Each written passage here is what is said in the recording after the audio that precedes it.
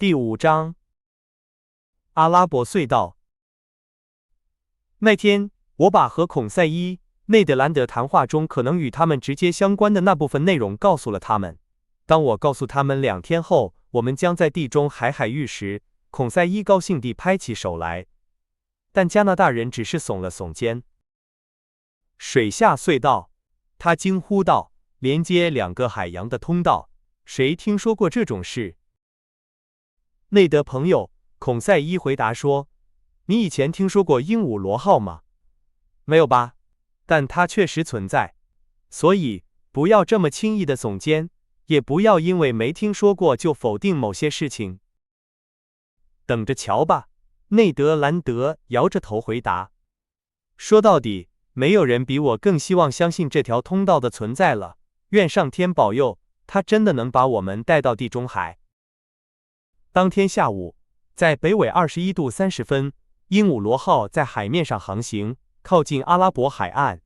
我看到了吉达，那是埃及、叙利亚、土耳其和印度的一个重要商业中转站。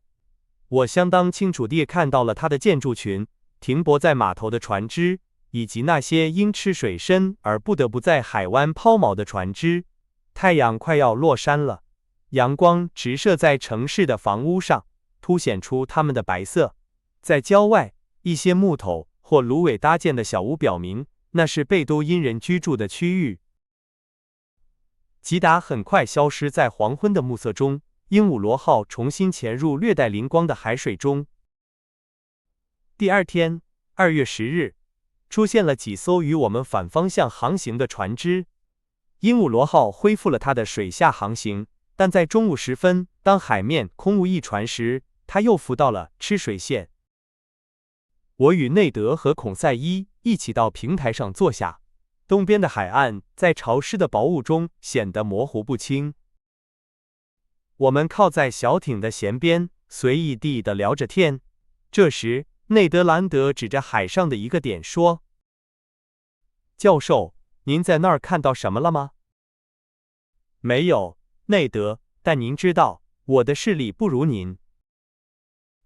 仔细看看，就在前面，右舷方向，几乎和探照灯一样高。您没看到一个似乎在移动的物体吗？确实如此，我仔细观察后说，那好像是一个长长的黑色的物体漂浮在水面上。又一艘鹦鹉螺号，孔塞伊说。不，加拿大人回答，但是如果我没看错的话，那是一只海洋动物。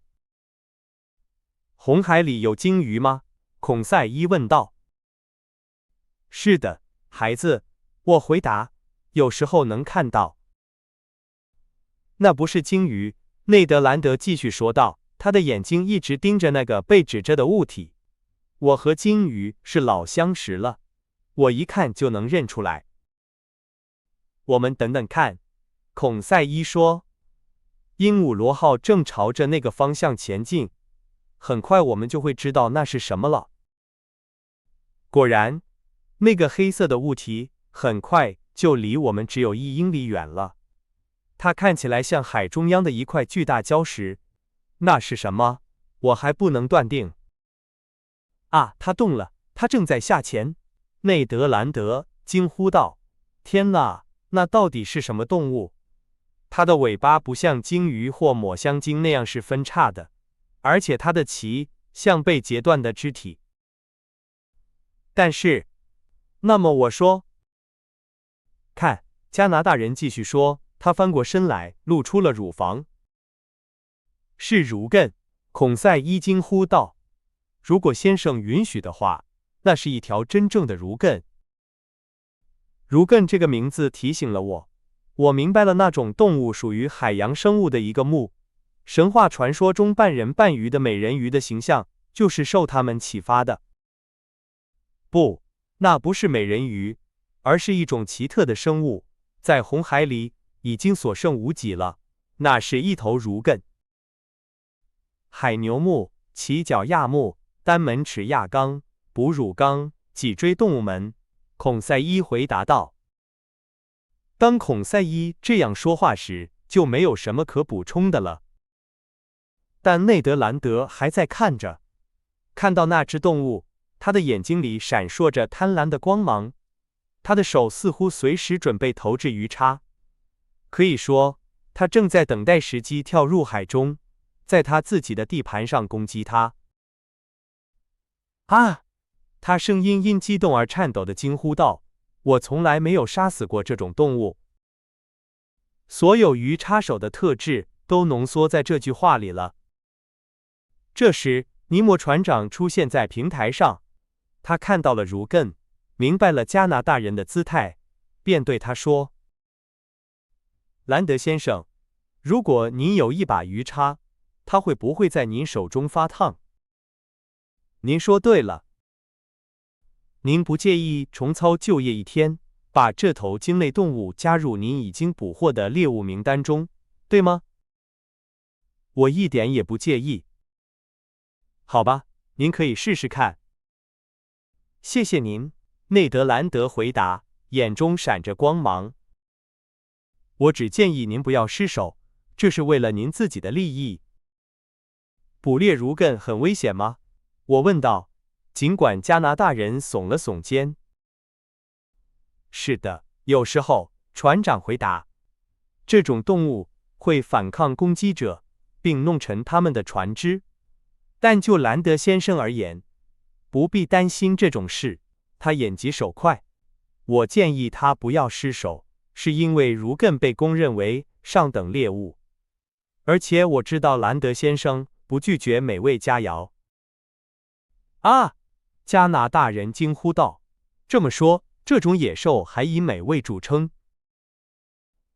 是的，它的肉，因为是真正的肉，备受推崇，在整个马来西亚都是专供王子享用的菜肴。因此，这种动物遭到了如此残酷的捕杀，以至于和它的同类海牛一样，数量越来越稀少。那么，船长孔塞伊严肃地说，如果这碰巧是他种族的最后一只，从科学的角度来看，是不是应该让它活下去？也许吧，加拿大人回答，但从烹饪的角度来看，还是猎杀它更好。那么，动手吧，兰德先生，尼摩船长回答。7名船员像往常一样沉默而面无表情，登上了平台。其中一人拿着一把鱼叉和一根类似捕鲸人使用的绳索。小艇从甲板上放了下来，从它的停泊处解开，然后下水。6名划桨手各就各位，舵手就位，内德、孔塞伊和我坐在船尾。您不来吗，船长？我问道。不来，但我祝你们捕猎顺利。小艇下水了。在6名划桨手的驱动下，迅速向如艮驶去。那时，如艮离鹦鹉螺号大约2英里。当它靠近到离那头鲸类动物几链格的距离时，它放慢了速度。船桨悄无声息地划入平静的海水中。内德兰德手持鱼叉，站在船头。用来捕鲸的鱼叉通常系着一根很长的绳子。当受伤的动物拖着它跑时，绳子会迅速松开，但这次绳子只有10英寻长，它的末端紧紧固定在一个小木桶上，木桶漂浮在水面，可以指示如艮在水下的行踪。我站了起来，可以清楚地观察到加拿大人的对手。如艮也被称为海牛，与海牛非常相似。它长圆形的身体末端是一条很长的尾鳍。两侧的鳍像真正的手指。与海牛不同的是，它的上颚长着2颗又长又尖的牙齿，像獠牙一样向两侧分开。内德兰德准备攻击的那头如艮体型巨大，长度至少有7米。它一动不动，似乎漂浮在水面上睡觉，这使得捕捉它更加容易。小艇小心翼翼地靠近到离那动物3英寻的地方，船桨悬在桨架上。我稍微挺直了身体，内德兰德身体微微后仰，熟练地挥舞着他的鱼叉。突然听到一声呼啸，如艮消失了。用力投掷出去的鱼叉想必是击中了水面。该死的！内德兰德愤怒地惊呼道：“我失手了！”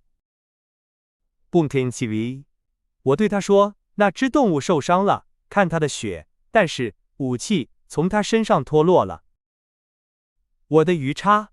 我的鱼叉！内德兰德喊道。水手们重新开始划桨，舵手把船驶向漂浮的木桶。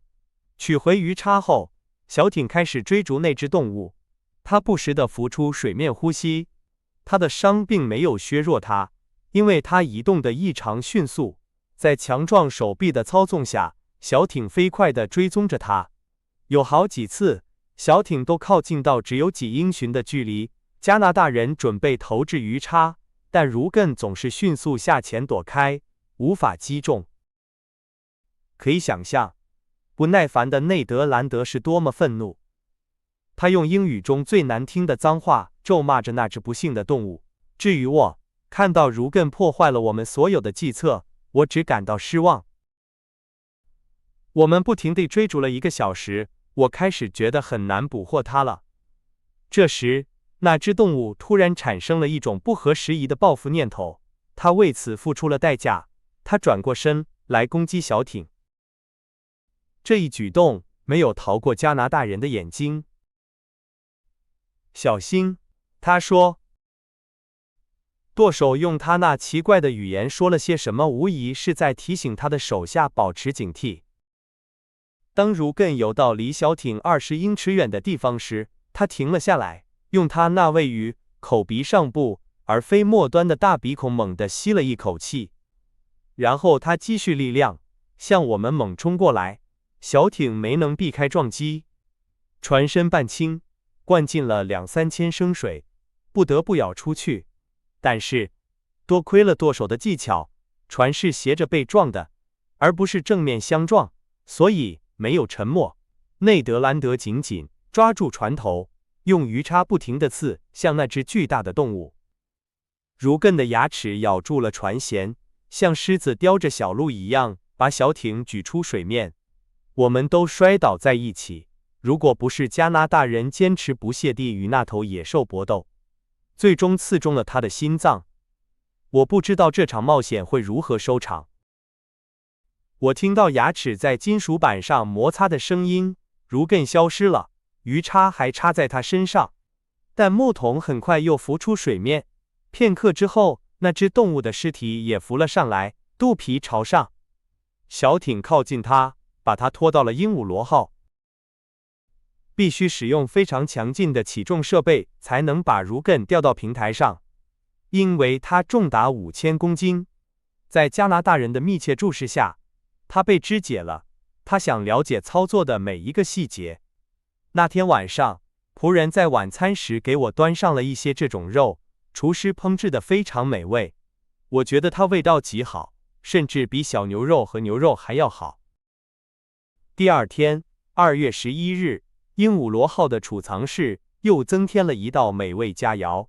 一群燕鸥落在了船上，它们是埃及特有的尼罗燕鸥，灰黑色，头部灰色有斑点，眼睛周围有白点，背部、翅膀和尾巴呈灰色，腹部和颈部白色，腿红色。我们还捕获了几十只尼罗河鸭，这是一种味道极好的野生禽类，颈部和头顶白色，点缀着黑色斑点。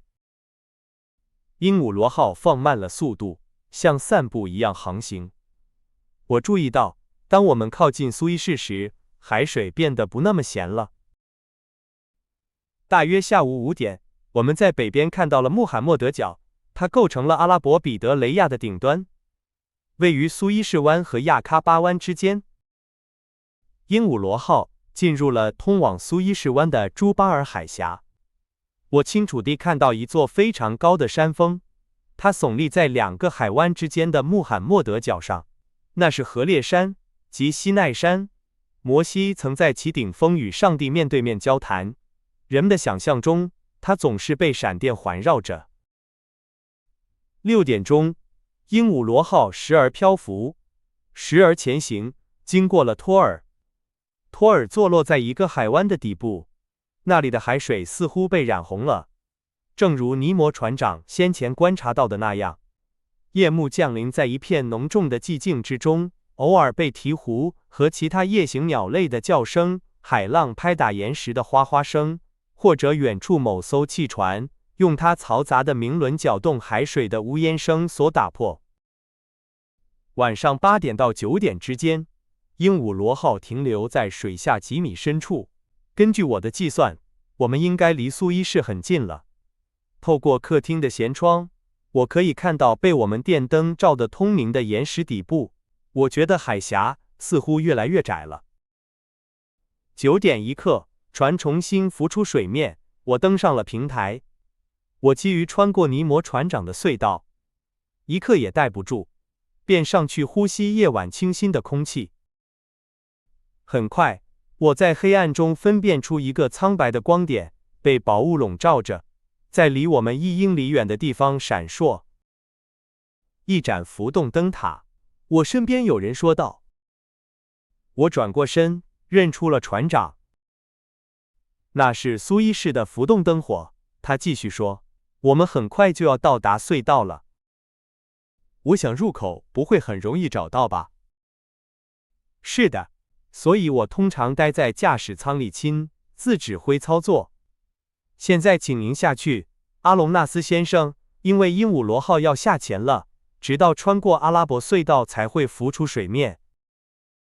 我跟着尼摩船长，舱口关闭了，水舱注满了水，船潜入大约10米深处。我正准备回到我的房间，船长拦住了我。教授，您愿意陪我到驾驶舱去吗？我不敢向您提出这个要求。我回答。那么跟我来吧，这样您就能看到，这次既是地下，又是水下航行的所有景象了。尼摩船长把我带到中央楼梯，在楼梯的中间，他打开一扇门，穿过上层通道，来到了驾驶舱。众所周知，驾驶舱位于平台的末端，驾驶舱每边长6英尺，与密西西比河或哈德逊河上蒸汽船舵手使用的驾驶舱非常相似。中央是垂直放置的舵轮，与通向鹦鹉螺号船尾的舵索相连。驾驶舱壁上开着4个带透镜的舷窗，舵手可以从这里观察各个方向。驾驶舱光线昏暗，但我的眼睛很快就适应了黑暗。我看见了舵手，一个强壮的男人，双手放在舵轮的轮缘上。外面，大海似乎被探照灯照得通明，探照灯在驾驶舱后面平台的另一端闪耀着。现在，尼摩船长说，我们去找我们的通道。一些电线将舵手室与机舱连接起来，船长可以从那里同时向他的鹦鹉螺号传达方向和运动指令。他按下一个金属按钮，螺旋桨的速度立刻明显减慢了。我默默地注视着我们正在绕行的高耸陡峭的石壁，那是海岸沙质地块坚不可摧的基座。我们就这样绕行了1个小时，距离它只有几米远。尼摩船长目不转睛地盯着悬挂在驾驶舱内有2个同心圆固定的罗盘，舵手根据他的一个简单手势，时刻改变着鹦鹉螺号的航向。我站在左舷的舷窗前，看到了壮丽的珊瑚群、直行动物、藻类和甲壳类动物，它们在岩石的缝隙间挥舞着巨大的爪子。10点1刻，尼摩船长亲自掌舵，在我们面前，一条巨大、黑暗而深邃的通道敞开了。鹦鹉螺号大胆地驶入其中，它的2侧传来一阵不同寻常的低语声，那是红海的海水被隧道的坡度冲向地中海。鹦鹉螺号顺着激流，像箭一样飞速前进，尽管它的机器努力抵抗，反向转动螺旋桨拍打着海水。在狭窄通道的壁上，除了耀眼的光芒、笔直的线条，因速度而在电光照耀下画出的火痕之外，再也看不到别的什么了。我的心砰砰直跳，我用手按住了它。10:35，尼摩船长放下舵轮，转向我说：“地中海。”在不到20分钟的时间里，鹦鹉螺号在激流的推动下，终于穿过了苏伊士地峡。